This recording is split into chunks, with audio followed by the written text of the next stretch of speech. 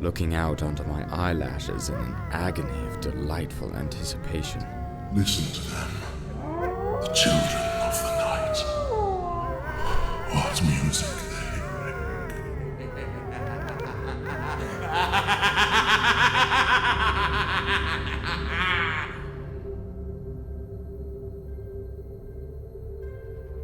From the D&E Studios, welcome to the sexiest show on the internet, the Dracula Podcast. I am your host, Lawrence Burgess, or LB for short.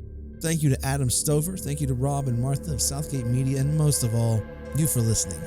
We aim to bring you thoughtful, stimulating media, and you know this. You know we review the films, the books, the music, and the plays that make Stoker's creations so beloved. We tear it up on Penny Dreadful, the criticism to inform your purchasing decisions, interesting guests, and of course, the needs of our communities. You can get in touch with us everywhere. We're on Facebook, we're on Twitter, Dracula Audio, no spaces, or the Dracula Podcast at Facebook, or you can hit us on the Dracula inbox at audio.dracula@gmail.com. We'll do our best to respond to queries by direct response or on our show. And of course, once again, happily, we are brought to you by the Foxborough. They're the industry leader in scoring, multi-track audio production, mixing, mastering, and graphic design. Greg Hunt is a dear friend of mine, and if you have a production need, he'll be a friend of yours too. So welcome, folks. Our archives are up and available on southgatemediagroup.com.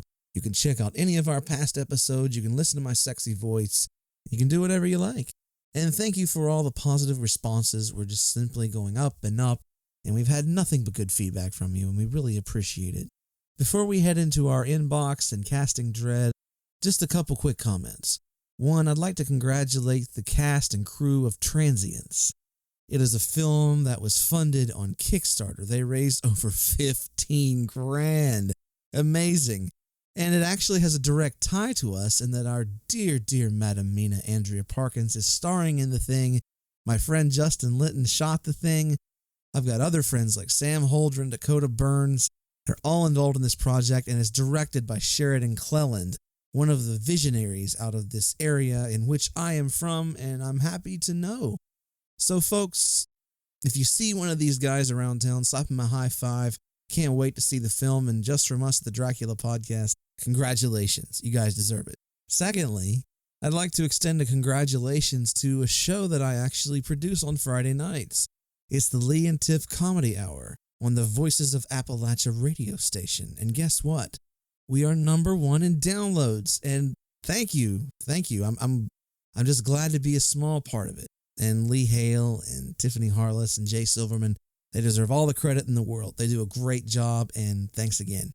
And your support of me specifically, I really appreciate it. And I'm in the process of narrating 2 additional audiobooks, as well as we're finishing up on work on Dracula the audio drama. So needless to say, my schedule is quite full, and I'm happy for it.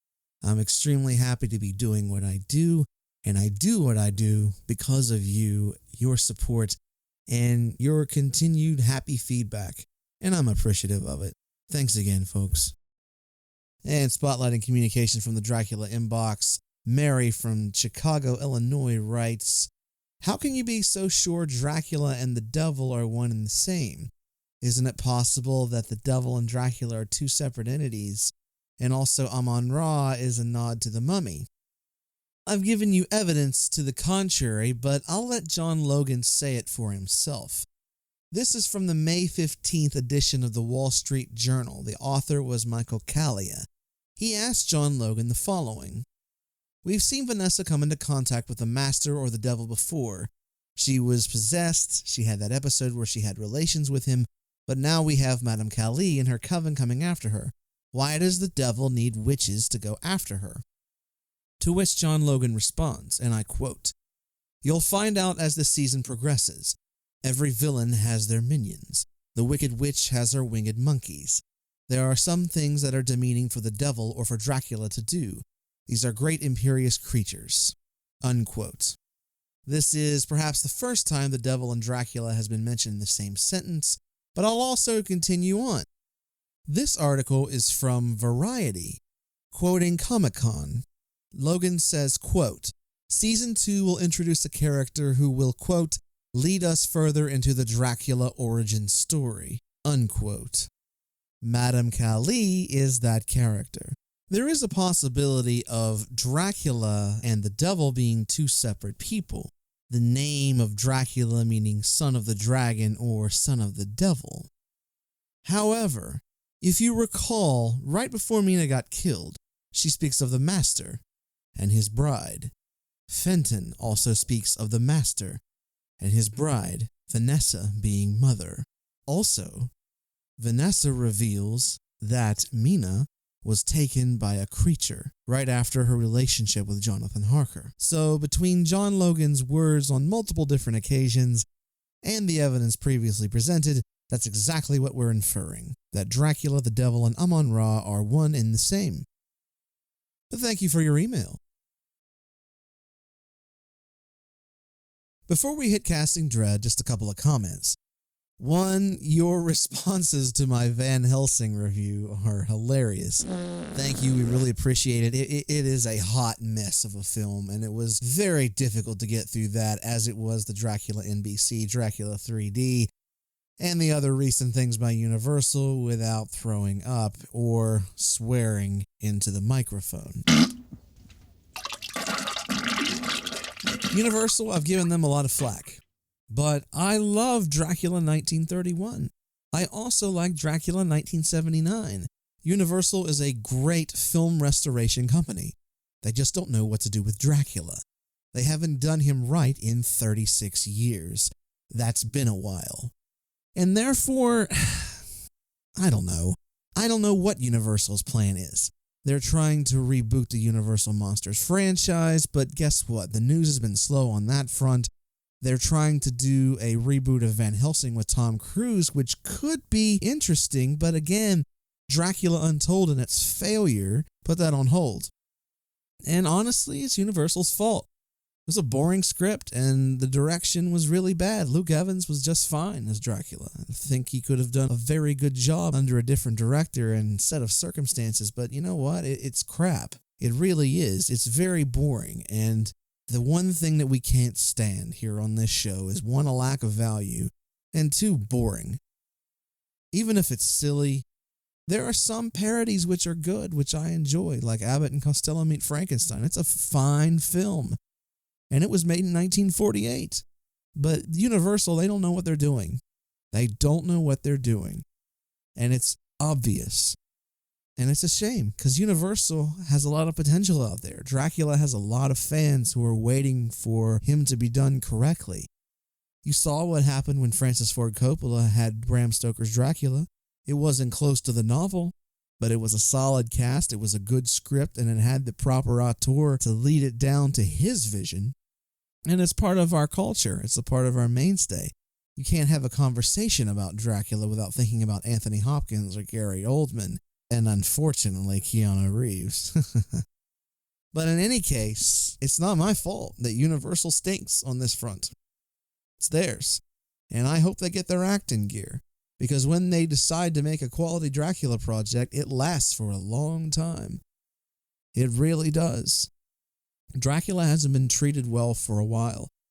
I'm trying to think of the last quality Dracula film, which I give the Dracula podcast seal of approval. It's been a while. Universal, they had their opportunity. Universal had their opportunity to make their mark with the character, and they didn't do it. They've had tons of shots. They had Van Helsing. They had Dracula Untold. And they had Dracula on NBC. Honestly, the boring factor is what really killed it. That was the icing on the cake. And you can't have boring stuff because people are too smart. Folks are too smart of consumers these days. And if you're listening to this podcast, you're among these discerning consumers, and you deserve quality entertainment.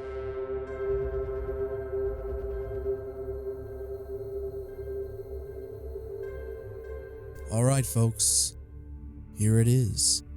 This is our subcast, entitled Casting Dread, The Penny Dreadful Show.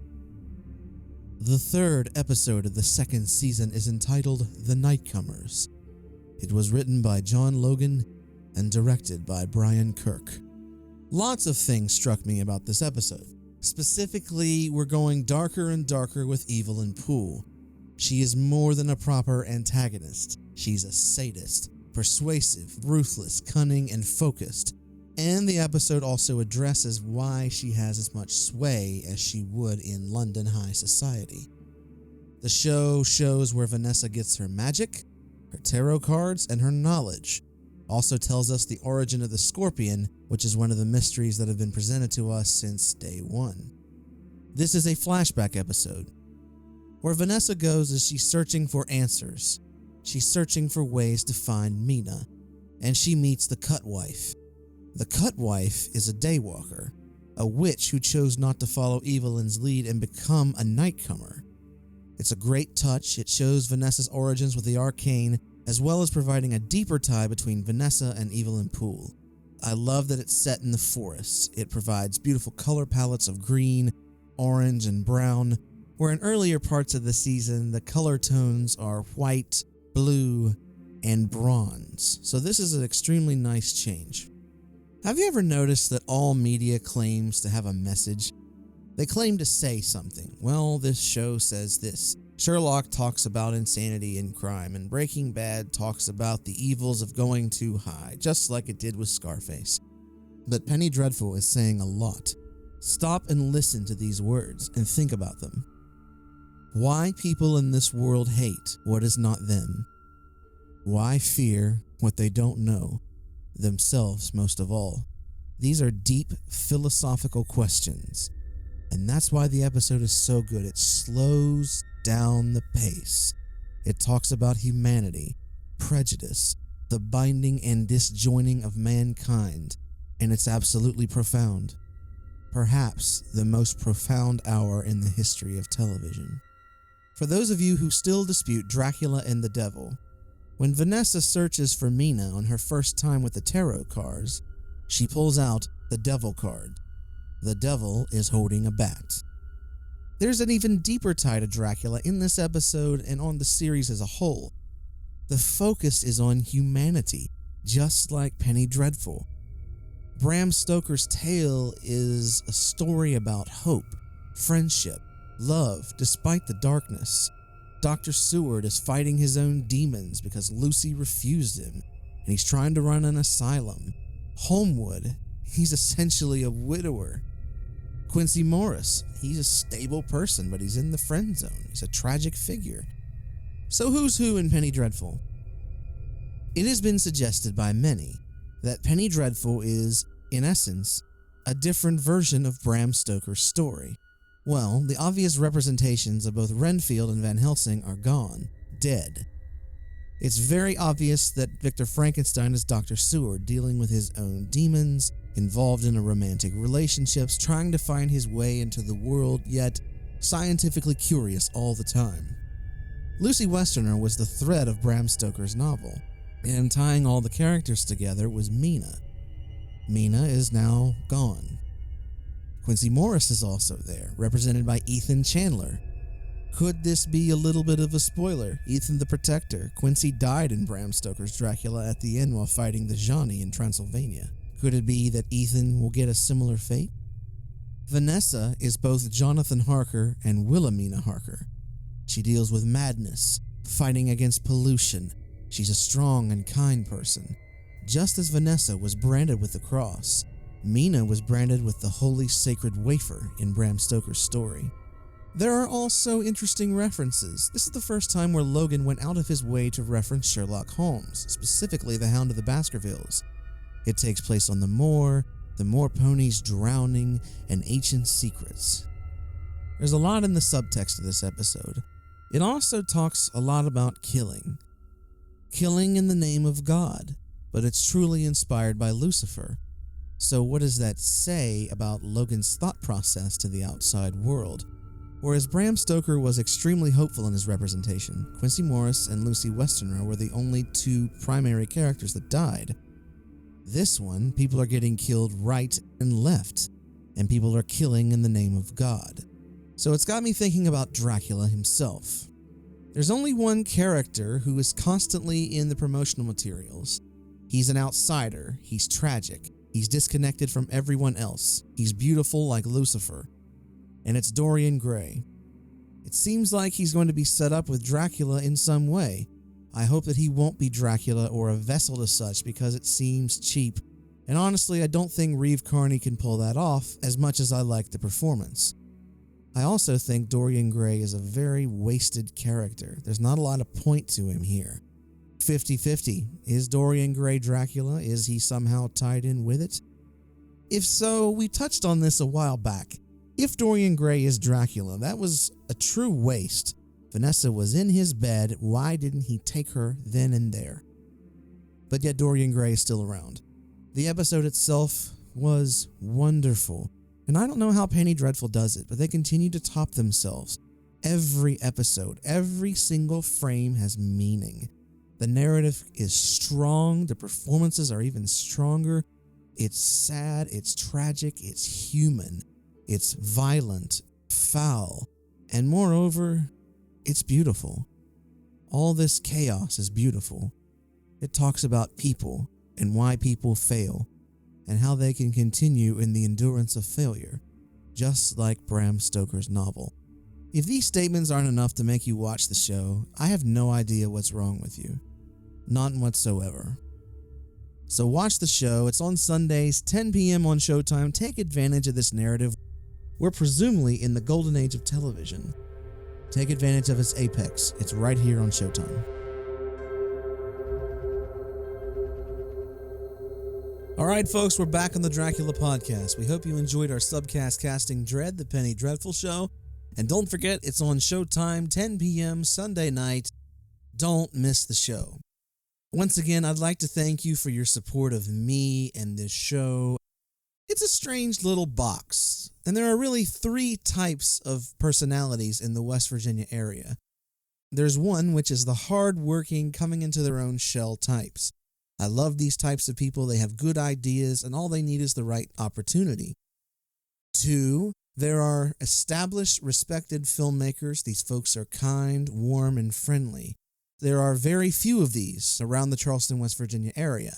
As previously mentioned, Sheridan Cleland, Andrea Parkins, and the crew of transients fall into this boat. There's another one, however. I'm not going to name names, but it's a bit pathetic. There are a lot that fall into the third group. These are mean people. These are selfish people. These are people whose work is unoriginal, completely taken from someone else. I attempt to disassociate with these types of people as much as I can because 1, I find their rudeness and unkindness abhorrent to me as a person, and 2, they're just not that talented. And it irritates some people. I piss off some people. But guess what? We also know we're doing a good job. I am very privileged to do what I do. I am very privileged to have worked on Dracula. I appreciate the people that I work with, and I don't steal credit. I strive not to be a selfish human being. I try to provide value. I try to provide honesty. And I try to be the best person I can on this podcast and everywhere I work in media because it's my name. I'm representative of not only my friends, my business partners, but also my wife. And I want to be a good reflection on them. And now it's time for the media review portion of our show, or as Professor Van Helsing calls it, the ghastly paraphernalia of our beneficial trade. Amazing. He nails it every single time. Our media review today is a graphic novel, which is a series of 3 Batman graphic novels. The title is called Batman Vampire. It was written by Doug Monch, Kelly Jones, and Malcolm Jones. There are 3 stories in this. The first, Red Rain, the second, Bloodstorm, and Crimson Mist. The first story, Red Rain, actually puts Batman up against Dracula. This was also the inspiration for an animated movie called The Batman vs. Dracula, based on the animated series The Batman. You see characters like Selena Kyle, the Joker, Talia, the Riddler, Two-Face, even Killer Croc make an appearance. But the interesting part is the dissension into vampirism coming from Batman himself. So this is an Elseworlds novel. It's not boring, but it's a little bit over the top and gory. And that's fine, but it's a true Batman who's stripped of all his humanity and essentially goes down the path. It's extremely dark, even for Batman. It's a little bit unrealistic. I think initially where it goes is very sweet, But once Batman is stripped of his humanity, he becomes not really Batman at all. It works for the first part, Red Rain, which is very interesting, and it works for the second part, and in fact, where he takes on the Joker. There's a lot of interesting mythology, a lot of ties between Batman and Dracula. Some say that you look at Dracula and you squint your eyes, you see Batman. I wouldn't give it the Dracula podcast seal of approval, but like films, Dracula has risen from the grave and Taste the Blood of Dracula. It's one of those above average borderline pieces that you might consider buying. Looking at Amazon right now, it's $17.33. I would actually recommend reading it, but there are other things you can read first. And also fans of The Dark Knight might find this interesting, but there are much better Batman stories out there, my favorites being Nightfall, Year One, No Man's Land, Hush, The Long Halloween, and those of that ilk. Dracula has a lot of good graphic novels out there, which we'll continue to cover, but that in essence is Batman Vampire, once again written by Doug Moench and Kelly Jones. It's above average, so if you can, pick it up. If not, no sweat. And I hope you've also enjoyed this episode of the Dracula Podcast. Thank you so much to you and yours for supporting the sexiest show on the internet, and don't forget, it's all because of you. Without you, we wouldn't be here, and we wouldn't continue to do what we do as well as we do it. So with that mouthful out of hand, thank you again. But most importantly, ladies and gentlemen, to you and yours, have an excellent day.